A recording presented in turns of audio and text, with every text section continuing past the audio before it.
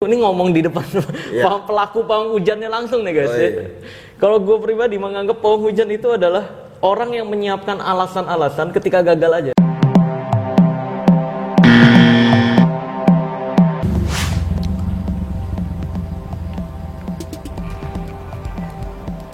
Video kali ini gue akan kembali membongkar rahasia di balik ilmu yang katanya hitam dan ilmu yang katanya putih.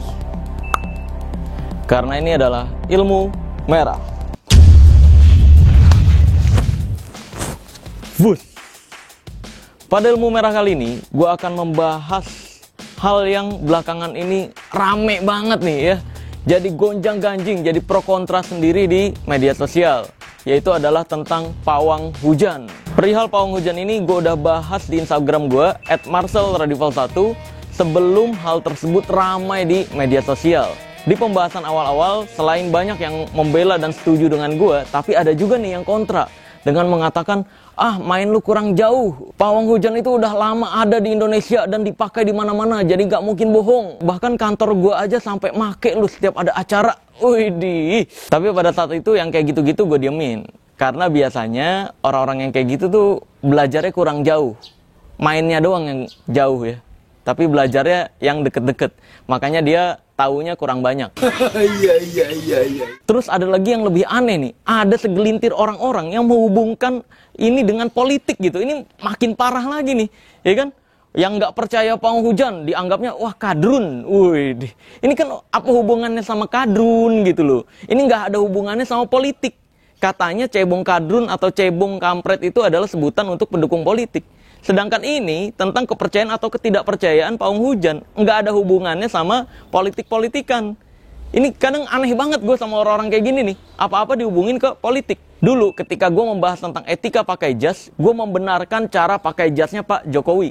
Langsung tuh karena hal tersebut gue dituduh. Wah cebong, wah dasar yang salah dibener-benerin. Padahal memang bener. Cara pakai jasnya Pak Jokowi itu bener. Yaitu kancing bagian bawahnya itu tidak dipakai. Karena memang itu etika pakai jas. Ya, bukan berantakan, tapi memang nggak dipakai guys etikanya. Karena seluruh artis dunia, seluruh pemimpin dunia kalau pakai jas, itu kalau di acara formal ya, kancing bagian bawahnya nggak dikancingin. Itu ada etikanya. Terus ketika gue membongkar rahasia cincin Pak Ahok, ketika batunya bisa nyala kena air, gue bongkar rahasianya, gue dituduhnya apa? Wah dasar kampret. Orang berpendidikan nggak mungkin bisa dibohongin. Orang berpendidikan nggak mungkin bisa ditipu. Padahal faktanya ditipu dukun itu nggak penting berpendidikan atau enggak. Karena memang masyarakat Indonesia masih jarang banget yang mempelajari rahasia perdukunan. Maka dari itu ya wajar kalau misalkan ada orang-orang yang pinter, orang-orang yang berpendidikan ketipu sama dukun. Ini hal yang wajar. Karena memang dukun itu ya seperti halnya sulap. Ketika sulap dimainin secara langsung ke pejabat pun, gue berani meyakinkan para pejabat ini akan mengira ini pakai sihir pasti. Gitu, itu hal yang wajar guys. Karena memang jarang yang mempelajarinya gitu. Jadi gue udah pernah dituduh cebong, pernah dituduh kadrun, pernah dituduh kampret. Padahal gue ya membenarkan hal yang benar, menyalahkan hal yang salah. Kan gitu, nggak ada hubungannya sama politik-politikan. Gue mah nggak peduli, ngerti juga kagak gue tentang politik-politikan. Jadi sekali lagi perlu ditekankan, ini nggak ada hubungannya sama politik-politikan. Ini pure bahas tentang rahasia perdukunan. Nah maka dari itu, daripada gue cuma ngomong-ngomong doang, langsung aja nih, kebetulan gue punya kenalan yang dulunya pawang hujan. Maka dari itu langsung aja kita datengin, ngobrol-ngobrol gimana pengalaman dia jadi pawang hujan. Langsung aja, check this out. Bus. Oke, akhirnya udah sampai di lokasi nih guys. Seperti biasanya kalau bertamu harus bawa sesuatu ya, buah tangan ya. Ini sebagai bentuk sunnah sih kalau dalam Islam, atau kalau dalam adab tuh adab bertamu gitu. Ya udah langsung aja kita ke dalam nih. Oke. Assalamualaikum. Wih, udah ada orangnya nih langsung nih. Assalamualaikum. Ya.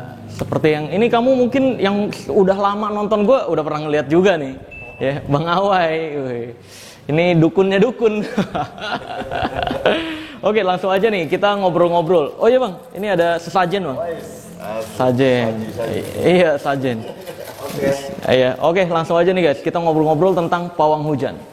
A few moments later. Nah, sekarang sudah bersama Ki Rawapanggia. Masih Ki Rawapanggia, Bang? Masih lah. Masih, wis. bagi yang belum tahu nih ya, kepanjangan Ki Rawapanggia tuh apa sih sebenarnya? Ada kan ya, Bang ya? Iya. Apa tuh, Raja Bang? Tawa Pangeran Bahagia. Wis.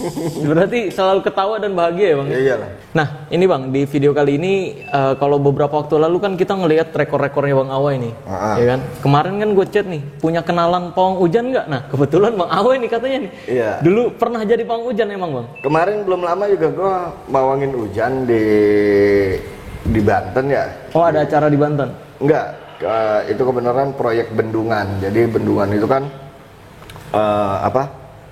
posisinya tanah merah. Kalau umpamanya hujan, otomatis awak itu armada itu nggak bisa jalan, yang truknya, yang ininya semua nggak bisa jalan. Jadi otomatis mereka butuh jasa pawang hujan gitu buat pembuatan bendungan ini.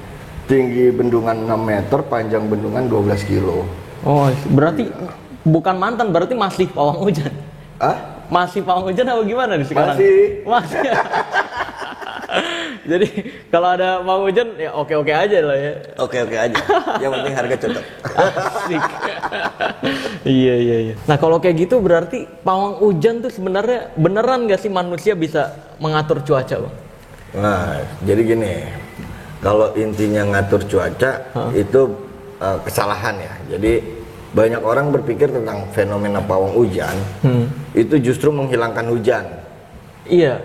Nah, jadi gue kasih analogi ya kan, gue kasih metafora sedikit. Iya. Nah, saat orang jadi pawang buaya, apa buayanya hilang? Ada. Cuma gimana caranya buayanya jadi jinak dan nurut? Iya, betul. Nah, pawang ular juga begitu. Nah, tapi persepsi masyarakat tentang pawang hujan adalah saat adanya pawang hujan itu hujannya hilang total gitu. Kering. Kering. Iya. Nah, sebenarnya nggak kayak gitu. Jatuhnya gimana caranya hujannya ini jatuhnya jadi lebih bersahabat sesuai dengan kebutuhan kita. Karena hujan ini kan bagian dari rezeki nih. Kalau umpamanya kita memberhentikan hujan, ya otomatis berarti kita nggak berhentiin rezeki dong. Iya kan?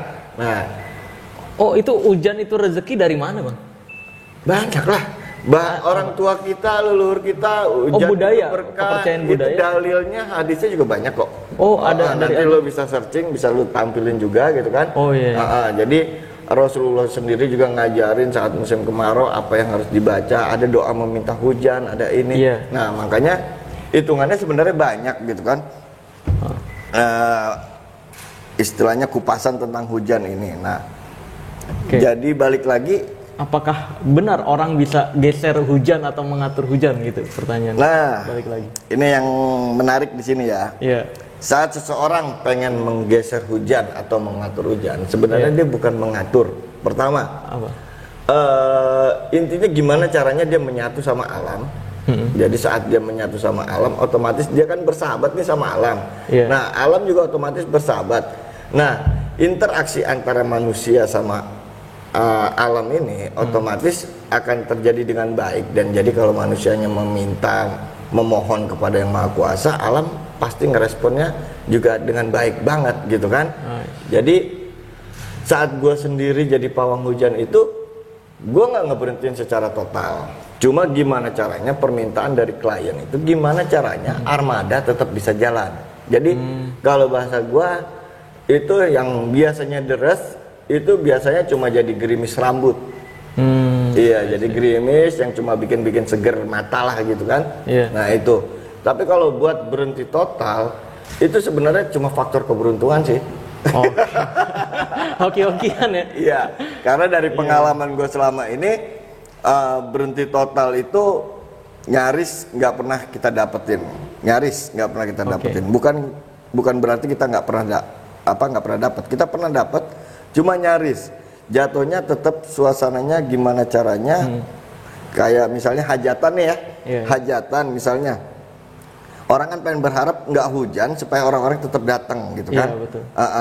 Nah, sebenarnya kan it's okay aja kalau umpamanya gerimis kecil rambut, orang bakal tetap datang gitu. Atau tetap mendung tapi nggak turun dulu gitu loh airnya. I see. Iya, jadi bukan menghilangkan. Kalau menghilangkan kan otomatis mendungnya hilang terus langsung terang benderang harus terus bagaimana. Nah itu sih sebenarnya faktor keberuntungan aja sih laki kalau umpamanya dapat yang model gitu. Oke, kalau lu pakai metode apa bang? Pakai kan kalau singing bowl setahu gua bukan buat geser hujan atau buat ini hujan kan, tapi itu untuk terapi kan aslinya. Untuk terapi, istilahnya relaksasi. Terus ada juga yang bilang itu juga kan buat pemecah energi negatif gitu. Sekarang gue juga kemarin sempat mikir gitu kan. Kok pakai singing bowl gitu kan? Itu kan apakah hujan itu energi negatif atau apa? Sementara tadi di awal kan gue ngomong ini justru keberkahan gitu loh, berkah hujan itu bawa berkah gitu. Kok pakai singing bowl gitu. Nah, cuma gue tetap ambil kesimpulan, oh mungkin belief system dia, keyakinan dia dengan singing bowl itulah dia bisa memberhentikan hujan. Oke. Jadi kembali lagi ke belief masing-masing lagi ya. Iya. Oke. Kalau lu pakai metode apa bang? Pakai yang cabai sama bawang? Enggak, pakai rokok aja. Rokok? Diapain rokok? Yang ngerokok aja. Oh ngerokok? Ngerokok aja. Jadi jatuhnya rokok itu prosesnya tetap sih relaksasi ya. Jadi rokok itu kan ngebantu rileksnya gua nih. Jadi semakin gua rileks, semakin gua masuk ke dalam kondisi gelombang otak tertentu, maka otomatis penyatuan diri sama alamnya otomatis semakin dapat dan feel-nya itu sirnya juga dapat gitu. Jadi di situ gua bisa seakan-akan ngerasain hujan bakal datang, apa panas yang akan ada. Terus kalau umpamanya memang mau hujan, berarti yang harus gue geser kemana gitu. Jadi bukannya gue hilangkan, justru gimana caranya kita memanfaatkan alam beserta isinya gitu. Jadi kayak kalau umpamanya sekarang bahasanya udah jelas, kita menggeser bukan menghilangkan. Atau kita menjinakkan bukan menghilangkan, tetap ada gitu. Nah, kalau menjinakkan ya turun lagi gerimis kecil. Kalau menggeser jatuhnya berarti kita juga harus mempelajari arah angin. Terus juga sama paling nggak kita harus bisa merasakan suhu sekitar. Jelas di mana udara bergerak itu ke arah suhu yang lebih panas atau lebih dingin. Nah, terus itu sebenarnya ilmu-ilmu fisika banget semuanya. Ditambah lagi kan law of attraction. Iya, jadi apa yang kita pikirkan itu yang bakal terjadi. Nah, beberapa keilmuan kita gabung ya otomatis itu bisa jadi satu sebutan yang orang-orang umum sebut itu ya biasanya ya pawang hujan. Gitu. Oke.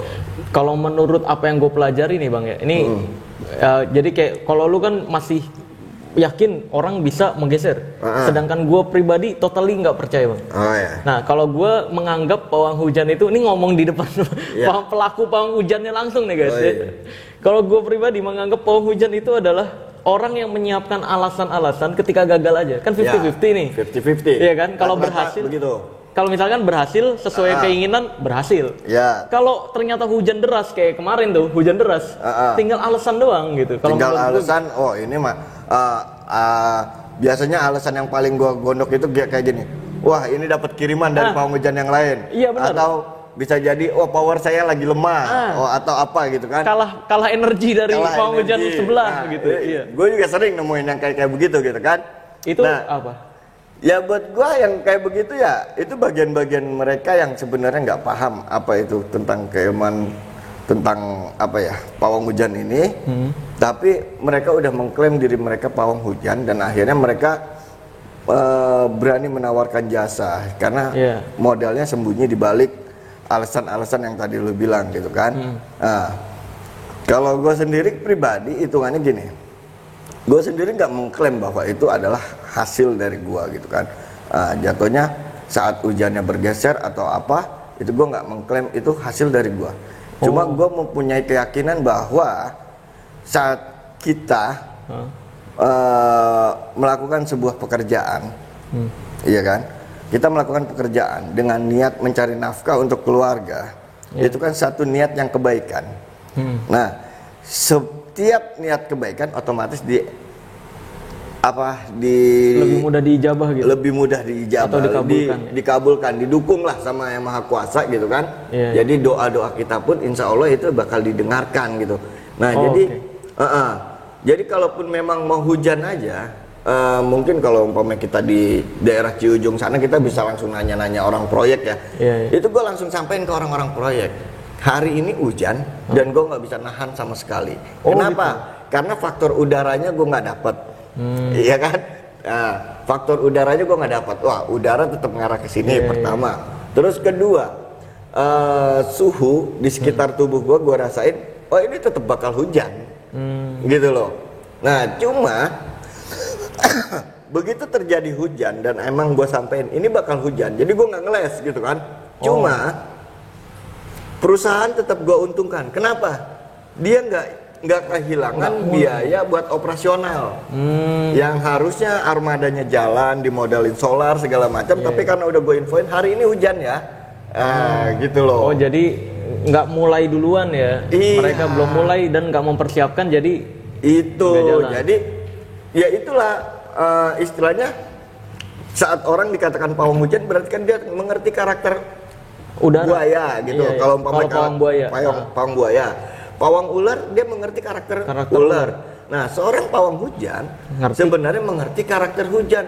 Tetap bakal hujan atau enggak, atau bergeser, atau ini hujannya nanti bakal ke arah sana atau apa. Jadi bukan kita yang geser, bukan kita yang ngeberhentiin gitu loh. Iya, itu yang mungkin terlalu berlebihan ketika ada orang menyampaikan gue bisa geser awan, bisa geser hujan. Itu gue nggak sepakat. Kalau yang kayak gitu juga. Nah, jadi konteks gue saat jadi pawang hujan ya itu tadi. Perusahaan tetap nggak dirugikan akhirnya. Kenapa? Armada nih kalau nggak salah 70 truk. Belum traktornya, belum ininya. Itu solarnya aja 12.000 operasional sehari. 12.000 liter sehari.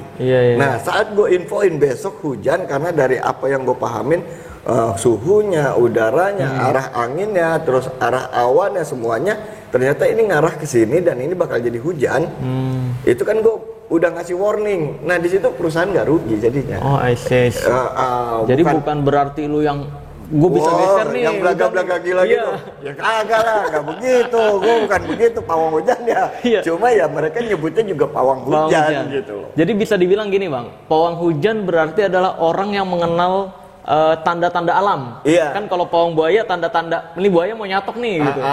Ini alam nih ya. Iya benar. Jadi emang yang itulah yang kita pelajarin. Kalau umpamanya lu searching sendiri di Google ya kan, ciri-ciri hujan.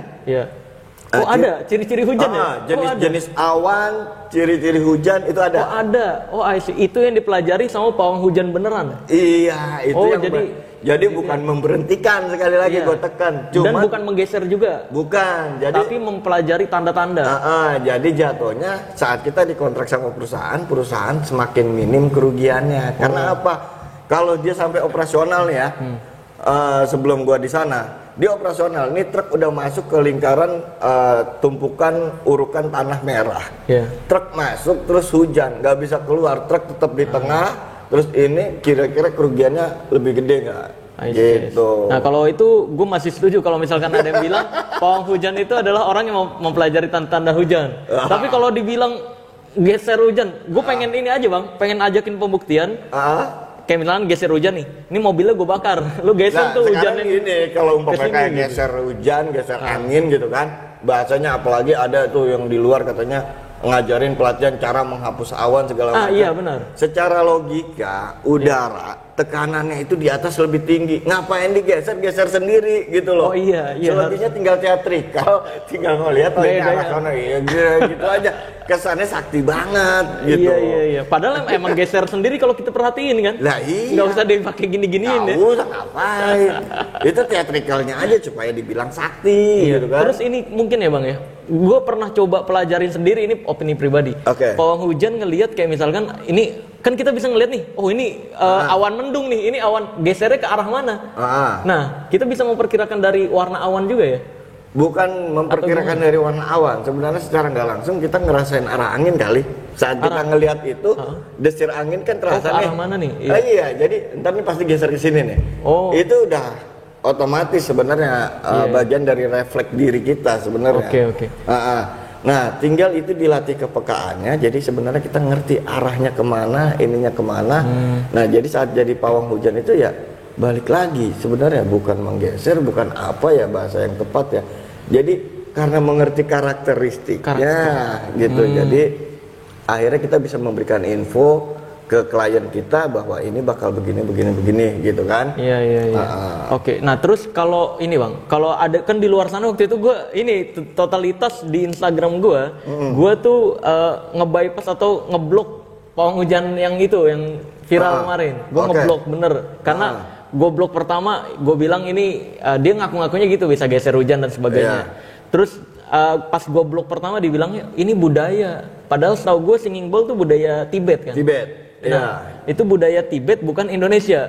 Jadi di situ tuh yang gue agak-agak keselnya sih sebenarnya. Kayak ngelesnya ke budaya Tibet. Kalau Indonesia kan budayanya nancepin bawang sama cabe ya Bang. Iya. Yang cabe sama bawang sejarahnya tuh itu apa sebenarnya? Ajaran budaya mana sebenarnya? Kok bisa? Itu kan ada ilmiahnya nggak gitu? Itu sebenarnya kan bisa dibilang aliran kejawen ya. Oh itu kejawen, cabe dan bawang itu? Cabe dan bawang. Nah balik lagi, kejawen itu kan aliran kepercayaan. Nah kepercayaan itu belief, oke. Itu loh. Iya betul. Cuma dengan bahasa yang beda. Ada ilmiahnya nggak sih Bang itu penjelasan? Jadi kalau simboliknya bawang itu sebenarnya kan simbolik dari awannya. Nah cabenya itu simbolik dari istilahnya pancaran cahaya mataharinya. Nah, tusuk lidinya itu gambaran dari diri kita yang coba berdoa ke Yang Maha Kuasa. Jadi gimana caranya ini bawang dulu kan biasanya. Bawang dulu. Nah nih caranya nih awan ini tembus dan akhirnya muncul terang. Gitu. Awan ini terpecah dan muncul terang mataharinya. Nah, terus kalau tadi lu bilang ini sebenarnya itu hanya belief dan harapan kita dipanjatkan ke Tuhan gitu ke Allah. Berarti bisa dibilang ya udah berarti rame-rame doa aja nggak perlu pawang apa gimana? Ya iya dong. Istighosa. Iya kalau misalkan mau ini mau nggak turun hujan mendingan doa aja gitu. Ya iya. Dan kalaupun butuh pawang kembali lagi untuk tahu ya hari itu hujan atau enggak gitu. Ya iya. Karena orang tua kita dulu juga kan udah ngajarin tentang yang namanya astronomi, astrologi, ya kan. Terus kalau umpamanya kayak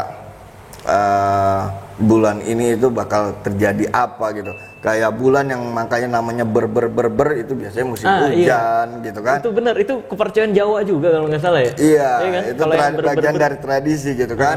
Jadi orang tua kita juga nggak sembarangan. Dulu leluhur kita tuh bikin nama bulan itu kan nggak sembarangan gitu. Nah saat kita mau jadi seorang pawang hujan berarti kan kita harus melajarin kenapa di bulan ini ber.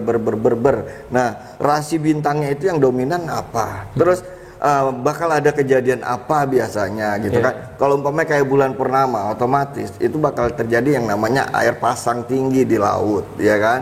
Nah yang kayak gitu kita pelajarin. Nah proses terjadinya hujan itu kan karena penguapan air laut yang kesedot. Nah setelah air laut kesedot air laut pasang nih tinggi, siangnya muncul matahari, otomatis yang kesedot lebih banyak dan otomatis itu bakal potensi curah hujannya jadi lebih tinggi.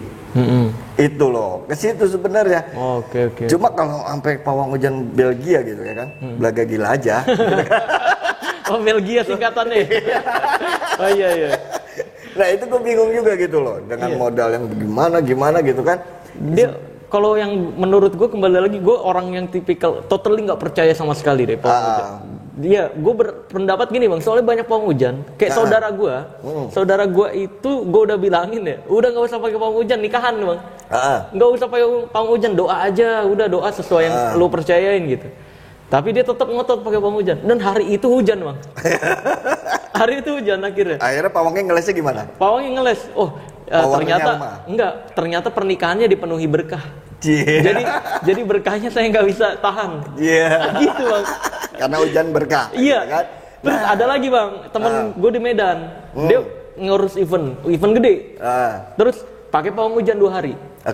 Nah, menuju ke akhir acaranya di hari pertama, ini hujan deras. Tapi kembali lagi, abis hujan deras gitu, 1 jam setelahnya berhenti. 1 jam sampai 1,5 jam berhenti. Terus turun lagi. Terus besoknya kan harusnya masih kerja nih. Datang nih hujan deras seharian Bang. Nggak berhenti sama hari sekali. Kedua. Dan alasannya tau nggak Bang? Hari kedua nggak berhenti sama sekali nih. Alasannya hari keduanya, iya soalnya kemarin DP-nya baru setengah. DP-nya baru hari pertama katanya. Jadi yang kedua total hujan Karena belum bayaran. dibayar. Iya. Aduh, Nah, ampun. ini kan gara-gara yang kayak gini gue mikir ini orang kerjaan ini tinggal nyiapin alasan kalau gagal doang gitu pawang hujan. Iya kan? Kan 50-50 kalau berhasil ya syukur, gagal ya tinggal keluarin alasan gitu. Kayak yang kemarin kan alasannya yang viral itu kan alasannya saya nggak bisa masuk ke dalam. Oh, Padahal dia udah ada di situ Udah dari ada di area, kemarin kan? di area. Iya, Kan sebenarnya. hujan deras ternyata. Ya, itu. Alasannya nggak masuk ke dalam gitu. nah itu kan bahasa Inggrisnya aja. Iya kan, makanya gue berpendapat gue menyamaratakan semua pawang hujan tuh fake bagi gue. Iya. Semuanya cuma nyiapin alasan. Menurut lu gimana bang? Kalau yang kayak gitu tuh, Ya, apa emang itu yang palsu atau ada yang aslinya yang kayak lu bilang tadi? ya itulah. Tinggal gimana kita jeli-jelinya kita aja gitu kan. Kalau dia cuma dengan berbagai macam alasannya, ya hitungannya ya berarti dia kan cuma bermodalkan cocot gitu, Iya. gambling gitu kan. Modal mulut. Hujan ya tinggal cari bahasa ngeles, nggak hujan ya gue terima bayaran Iya. gitu kan. Iya, Nah makanya kalau gue selalu bilang, jadi di Indonesia ini unik ya kan. Saat sesuatu ada yang dipelajari dan sesuatu ini sesuatu yang menarik dan fenomenanya luar biasa, itu selalu bakal muncul versi-versi KW-nya, versi-versi bajakannya. Nah, gue mempelajari pawang hujan itu nggak sebentar ya kan. Nah, pawang hujan dalam artian gue ya, yang bukan dengan gaya-gaya teatrikal gitu gini-gini ya. sampai muter-muter teriak-teriak apa segala macam, nggak kayak gitu ya. Oh, iya. Pawang hujan dalam artian gua gitu kan. Iya. Yang istilahnya gua emang benar mempelajari gerak awan, jenis awan, terus udara, arah angin segala macam gitu. Jadi jatuhnya gua nguntungin klien gua itu bukan karena hujannya berhenti atau karena apa. Jadi dia harus operasional atau enggak gitu kan. Oh, I see. Yang harusnya dia operasional dan toto hujan jadi dia rugi, jadi nggak kurang gitu kadar kerugiannya. Nah disitulah pawang hujan gua gitu. Kalau yang sampai berhenti total ngaku bisa mindahin apa segala macem, Lu itu juga gua nggak nggak percaya? sependapat. Nggak sependapat. Iya, karena yang gua tahu nggak kayak begitu pawang hujan gitu. Oke. Nah itu perlu jadi dapat informasi baru nih, tambahan baru nih guys, bahwa pawang hujan yang aslinya tuh bukan bisa ngaku-ngaku bisa geser hujan lah, berhentikan hujan, atau nerima request tuh gimana bang? Lu kayak misalnya gue mau hari ini gerimis aja. Oh, Lu itu pendapat nggak? impossible banget. Kesannya Impossible. dia kan berarti kesannya dia seakan-akan dia mampu mengendalikan alam banget. Nah gitu. itu makanya. Justru alam itu bersahabat saat kita mempelajari dia, bukan mengendalikan dia gitu loh. Itu dia benar. Nah, ini gue pendapat kalau ini nih. Tapi kalau misalkan wah bisa ngatur alam, wah ini musuh kayak apaan banget sih lu gitu. Lu siapa? Terus gini bang, ada juga yang berpendapat nih, gue makin gak percaya, gue serang balik gara-gara yang kemarin viral itu. Dia ngomong gini bang, ini kan singing bowl ini bisa untuk menurunkan gelombang otak ke theta katanya. Dia bilangnya gelombang otak ada alpha, theta, delta. Padahal beta ada. Ya kan? Beta ada. Beta kan yang saat kondisi sadar. kita ya. Nah, dia bilang di gelombang otak theta ini ketika kita muterin itu bisa mengendalikan alam. Iya, Ketika karena gue kemarin sempat dapat info ya kan, ya, dia salah satu salah satu murid dari guru gue juga.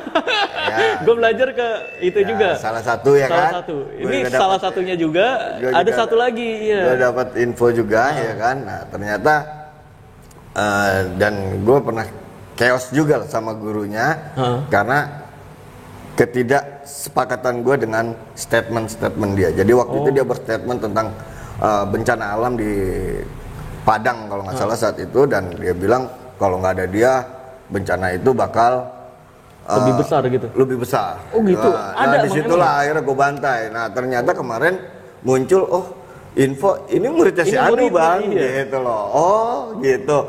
Pantes statementnya kayak gini. Akhirnya gue memaklum karena gurunya gitu. Kadang gini bang, gue kan salah satu muridnya juga. Dia kadang beda orang beda penjelasan karena dia kayak ngelihat kepercayaan orang ini apa nih gitu. Oh gitu. Jadi kayak memperluas pasar gitu. Kayak misalnya yang gue tahu nih si guru tersebut dia juga nggak percaya perdukunan total. Pernah nantang juga kan? Iya. Yang ngegantung emas 200 gram. Lalu nantang paranormal se-Indonesia tebak bukan emas, apa dompet dia.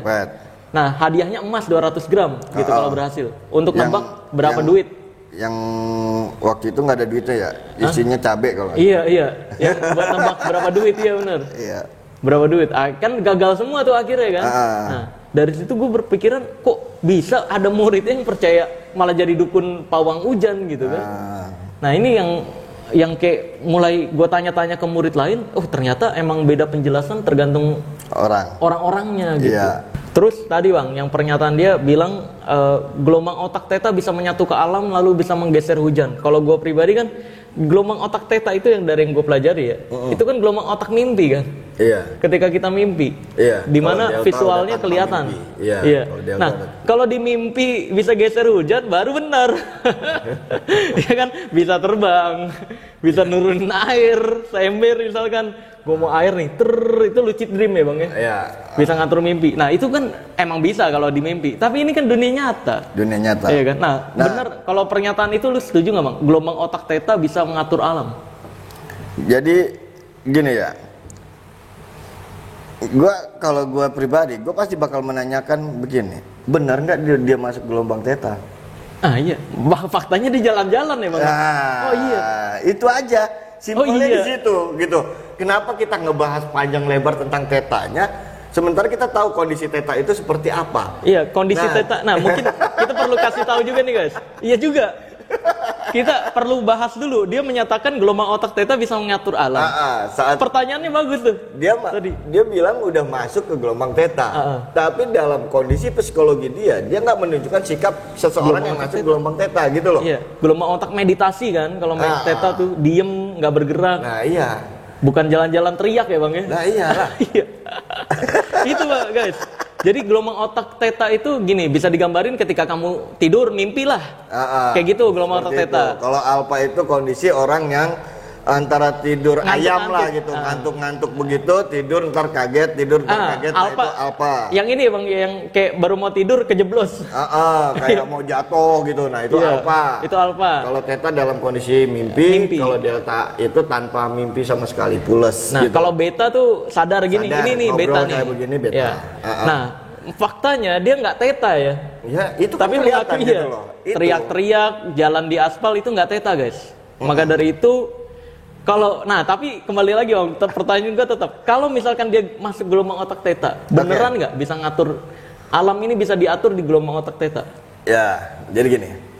Jadi kalau umpamanya ada kutipan juga ya kan dari Buddha ya kan, hening kan membuatmu menyatu dengan alam. Saat kamu menyatu dengan alam, kamu bisa memakai kekuatannya. Oh itu nyepi, makanya ada nyepi ya? Hening, iya kan? Hening, iya. Nah kemarin kan nggak hening nih. Itu poinnya itu lagi kan. Gue denger gini Bang, bener. Ini ngomongin Buddha, gue denger ada beberapa orang Buddha juga yang protes karena dia kayak memperlihatkannya ini dari ajaran Buddha. Faktanya enggak. Iya, karena Buddha di Buddha itu yang gue tahu ya kan, kutipan yang gue sering gue pakai juga. Hening kan membuatmu menyatu dengan alam.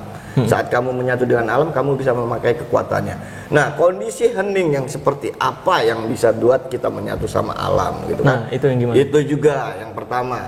Terus poinnya kalau yang kemarin kan dari tayangan-tayangan yang kita lihat, ini nggak dalam kondisi hening. Jauh. Iya. Kalau dia bicara tentang ini kondisi gelombang otak theta, ini nggak dalam kondisi theta kali.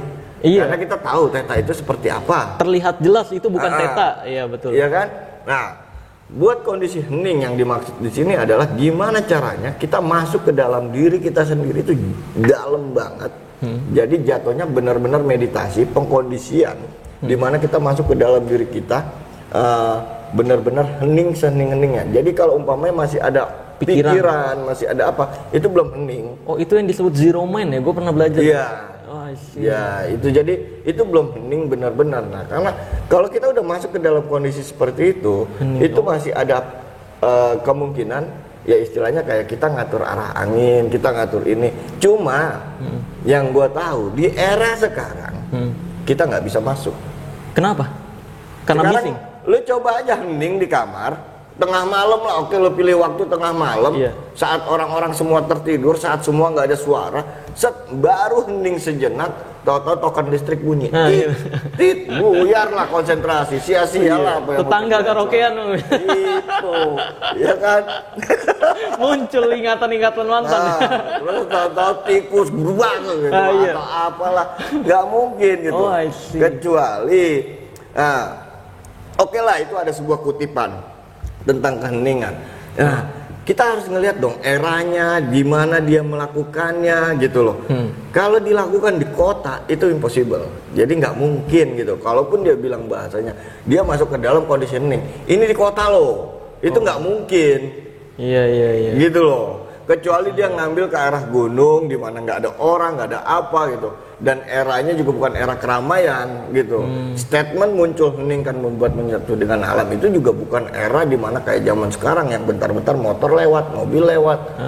Gitu loh. Iya. Makanya orang-orang kita, orang-orang tua kita, leluhur kita itu masih bisa masuk ke dalam kondisi itu. Sementara kalau kitanya itu nggak Sulit ya, sulit. nggak mungkin. Oh, iya. Zaman sekarang gitu. Oke. Ilmunya tetap ada, cuma kondisi yang gue lihat ini nggak memungkinkan. Iya. Kita buat orang-orang yang mempelajari melihat itu kayak ini nggak sesuai fakta banget yang diomongin Iya. gitu ya berarti bang. Iya dong. Iya. I see. Oke. Terus gini bang, gue pernah dapat satu alasan yang unik lagi nih bang dari Pawang Hujan ketika gagal. Oke. Ada yang pakai dupa yang dibakar, Ah. ya kan? Set, dia udah bakar nih, tek, naruh. Nah, ternyata itu dupa nggak boleh mati. Oh ya. Iya. Terus Karena hujan. asapnya harus tetap Iya. ini. Terus kan hujan nih. Karena dupanya mati. Iya, ada alasannya karena dupanya mati. Nah, itu gimana bang? Apa memang ada ilmunya juga atau memang itu kembali lagi pawang hujan yang cuma alasan doang?